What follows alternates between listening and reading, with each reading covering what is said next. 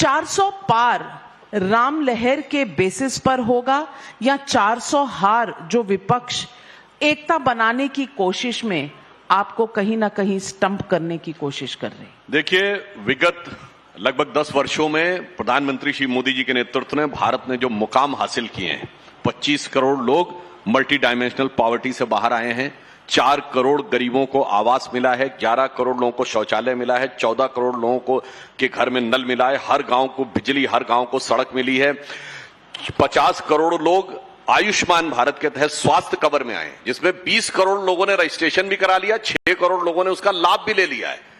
और फिर इतना ही नहीं हुआ है, भारत विश्व की 5वीं बड़ी अर्थव्यवस्था बना है, G7 G20 में सबसे ऊपर बना है और राष्ट्रीय सुरक्षा में उस मुकाम पर पहुंचा है कि वो दिन गए जब कोई आता था, घुसकर आतंकवादी घटना करता था और चला जाता था। अब वो भारत है जो जाता है, घुस के मार के आता है, चाहे सर्जिकल स्ट्राइक हो या बालाकोट हो। जिसे हम लोग लखनऊ में बैठे ना, तो एक जमाने में एक डायलॉग होता था ना, पुराने नवाबी जमाने के लोग कहते थे, अरे वो जमाना था, तो हम लोग कहते थे, अमा मियां वो दिन लद गए जब उस्ताद लल्लू का फाख्ते उड़ाया करते थे। तो शांति के कबूतर उड़ने के जमाने गए और अब गुरु गोविंद सिंह जी के बाज उड़ने के जमाने आए। अब आप देखिए इसके उपरांत क्या हुआ। सबसे बड़ी बात यह हुई कि उसके साथ भारत का आत्म गौरव, शताब्दियों से दबी हुई जो चेतना थी, वो उभर के आनी शुरू हुई। भगवान श्री राम की भव्य राम मंदिर की प्राण प्रतिष्ठा हुई, काशी विश्वनाथ का कॉरिडोर देखिए, और इस बार कुंभ मेला जिस ढंग का हुआ था वो देखिए, कुशीनगर में भगवान बुद्ध की निर्वाण स्थली के ऊपर इंटरनेशनल एयरपोर्ट देखिए। और इतना ही नहीं, ये वही उत्तर प्रदेश है जिसको किस चीज के लिए जाना जाता था, पूर्वांचल को, एक जमाने में, कि अगर मुंबई में धमाका होगा तो कनेक्शन उत्तर प्रदेश से, जयपुर में धमाका होगा तो कनेक्शन उत्तर प्रदेश से, कहीं धमाका होगा कनेक्शन उत्तर प्रदेश से। पुलिस आती थी उन राज्यों की ढूंढने के लिए, और आज उन राज्यों से मार मची हुई है क्योंकि होटलों में कमरे नहीं मिल रहे हैं अयोध्या में आने के लिए और उसी पूर्वांचल के काशी में आने के लिए। इसलिए वो उत्तर प्रदेश, किसी जमाने में कहा जाता था यहां कट्टे बनते थे, अब intermediate range ballistic missile BrahMos बनने की शुरुआत हुई है। और कल ही आप देखिए मुख्यमंत्री जी ने कानपुर वाले डिफेंस कॉरिडोर का भी उद्घाटन किया। आप समझिए वो ब्रह्मोस मिसाइल एक्सपोर्ट भी होगी और फिलीपींस पहला देश बना है। तो मैं कहना चाहता हूं, इतना बड़ा परिवर्तन आया है, मगर जानते क्या है, उन लोगों को समझ में नहीं आता है कि जब से 2 लड़के साथ में आए हैं ना, 2 लड़कों की बड़ी खासियत है। एक तो दोनों युवा हैं, 50-50 साल के हैं। दोनों की एक और खासियत है कि उनके पिताजी जो करके लाए थे, उन्होंने कमाल की विरासत आगे बढ़ाई है। राहुल गांधी जी के पिताजी राजीव गांधी जी 400 सीटें लेके आए थे, राहुल गांधी 44 पे ले आए। मुलायम सिंह जी 2012 में अपने दम पे स्पष्ट बहुमत की सपा की सरकार लेके आए थे, अखिलेश जी को मुख्यमंत्री बनाया, वो 57 पे ले आए। तो मुझे लगता है कि उनके आने के बाद तो हम और आश्वस्त हैं कि हमारे जीत का मार्ग प्रशस्त होने वाला है। तो उनके लिए कहना चाहूंगा, जो नए लोग हैं जिन्होंने हार पहले ही स्वीकार कर ली, वो क्या लड़ेंगे। पिछली बार कांग्रेस के युवराज राहुल गांधी जी 2019 के चुनाव में हारने के बाद उत्तर प्रदेश छोड़े थे, और इस बार आदरणीय सोनिया जी यानी कांग्रेस की राजमाता जी ने चुनाव का बिगुल बजने से पहले ही छोड़ दिया। अब कल राज्यसभा का चुनाव था, सुनिए, आज कहते हैं कि एक सीट हम जीत गए। 36 सीटें होती हैं जीतने के लिए, 36 वोट। जया बच्चन जी को 41 वोट अलॉट किए, रामजीलाल सुमन जी को 40 वोट अलॉट किए, और ये तो तीसरा हार नहीं हारना था। इसीलिए कहना चाहता हूं एक लाइन में कि नई उम्रों की खुद मुख्तारियों को कौन समझाए, इन दोनों युवाओं के लिए, दोनों लड़कों के लिए, कि नई उम्रों की खुद मुख्तारियों को कौन समझाए, कहां से बच के जाना है, कहां जाना जरूरी है, उसे एहसास करने का सलीका ही नहीं आता, जो कहता है खुदा है तो नजर आना जरूरी है। देखिए कमाल है, अनुराग भदौरिया जी, कमाल है। घड़ी की तरफ देखिए, 10 मिनट बोले, विपक्ष की खूब जम के बुराई की, लेकिन इनकी जिम्मेदारी बनती थी कि सत्ता में जनता ने इनको चुना था, कम से कम जनता के मुद्दों पे बोल देते, छात्रों के मुद्दों पे बोल देते, किसानों के मुद्दों पे बोल देते, महिलाओं के मुद्दों पे बोल देते। जिस मुद्दों पे आपने वोट मांगा था उस मुद्दों पे तो आपने बात ही नहीं की।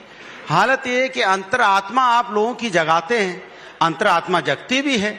ऐसी कौन सी आपके पास अंतरात्मा जगाने की ताकत है, कौन सी आपके अंदर ताकत आपने बना ली इतने दिनों में कि लोगों की आप अंतरात्मा जगाने लग गए हैं अचानक।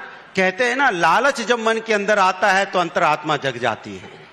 जब सत्ता का नशा सताता, जब सत्ता का नशा और सत्ता की मलाई खाने की धुन याद आती है तो अंतरात्मा जग जाती है। इंसान की जब इंसानियत मर जाती है और बिकाऊ हो जाती है तब अंतरात्मा जग जाती है। कमाल की अंतरात्मा आप जगाते हैं, लेकिन महिलाओं पे जब अत्याचार होता है तो अंतरात्मा सो जाती है। छात्रों पे लाठियां बरसाई जाती हैं तो अंतरात्मा सो जाती है। किसान धरने पे बैठा होता है, उसकी मौत हो जाती है तो अंतरात्मा सो जाती है। कैसी अंतरात्मा को आप भारतीय जनता पार्टी वाले जगवा देते हैं? इनको जगवाने की बहुत आदत है, लेकिन ये भूल जाते हैं कि जिस जनता ने आपके साथ इतना भरपूर समर्थन और वोट दिया, उस जनता, वो महिलाएं भी उसमें हैं। आप बताना भूल जाते हो कि किस तरह से बीएचयू की बेटी के साथ जब अन्याय हुआ, उसको बीएचयू के अंदर में किस तरह से उसके साथ अत्याचार हुआ। जब पहलवान बेटी को इनके घर के सामने घसीटा जाता है, 500 मीटर की दूर पे सारे सांसद, मंत्री और विधायक, सारे सांसद और मंत्री रहते हैं, लेकिन एक भी नहीं गया मिलने के लिए, बोलने के लिए कि इन्होंने देश के लिए मेडल जीतने वाली महिलाएं थी वो, लेकिन एक बार इनकी आवाज नहीं निकली। कमाल की अंतरात्मा जगाते हैं ये, और आप दूसरों की अंतरात्मा जगाने चले जाते हो। अपनी अंतरात्मा को सुला दिया आपने मात, किस लिए? सत्ता पाने के लिए। सुधांशु जी, सत्ता आएंगी जाएंगी, पार्टियां बनेंगी बिगड़ेंगी, समाज का ताना बाना आप तोड़ दोगे, समाज के अंदर में भाईचारा खत्म कर दोगे। समाज को तोड़ने के बाद आपको क्या मिलेगा? क्या मिलेगा आपको? जब हम आप होंगे नहीं, किस पे शासन करने के लिए आप जिंदा रहोगे?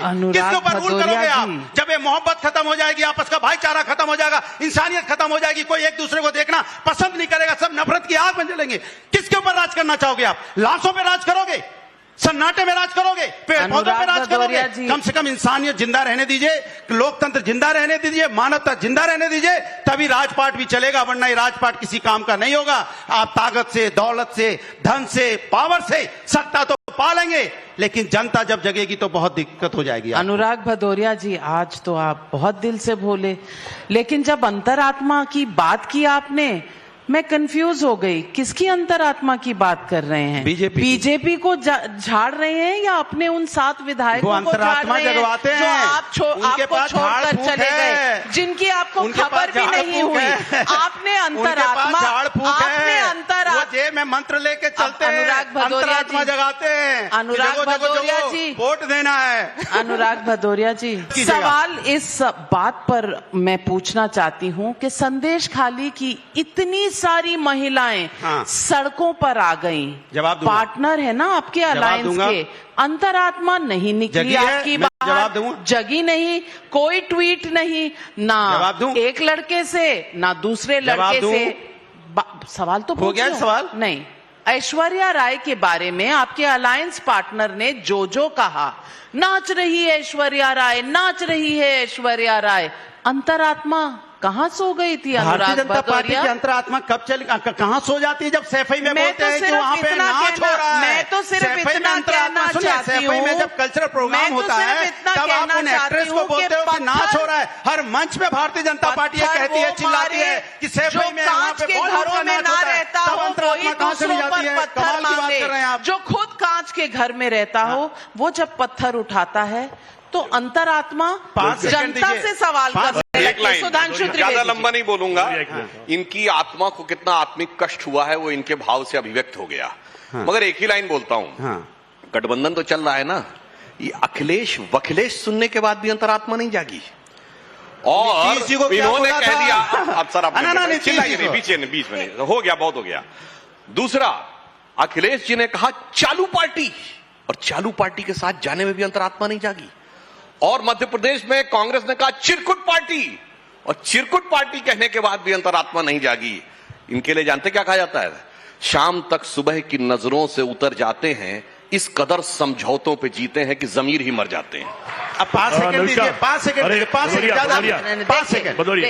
5 सेकंड मात्र। जब नीतीश जी को आप मानसिक रूप से और क्या क्या नहीं आप बोलते हो, फिर आपकी अंतरात्मा कैसे जग जाती है उनके सत्ता बनाने के लिए? आप उसी अशोक चौहान को बोलते हो ये लीडर नहीं डीलर है, शहीदों की नहीं, जो शहीद की विधवाएं थी उनके मकान को हड़प गया, उसको आपने आदर्श एमपी बना दिया राज्यसभा का। आपकी अंतरात्मा नहीं जागी? जब जिनको आप कह रहे थे चक्की पीसिंग करते करते आपने मंत्री बनाई कर दिया, तब आपकी अंतरात्मा नहीं जागी? इनकी अंतरात्मा ऐसी है जो सत्ता को देख के जग जाती है, सत्ता मिलेगी जग गई, यहाँ। जग गई, उठ गए भाई, सत्ता उठ गए, मिलेगी। बहुत जग गई। सत्ता मिलते ही अंतरात्मा जग जाती है। अंतरात्मा और सत्ता जगने लगे, जाते ही सो शरीर जाती जरूर है। हिलने वाह, लगता है। वाह, वाह, अंतरात्मा लगता है किसी और की आत्मा आ गई, इसलिए सीपी शरीर हिलने लगा। सीपी राय जी।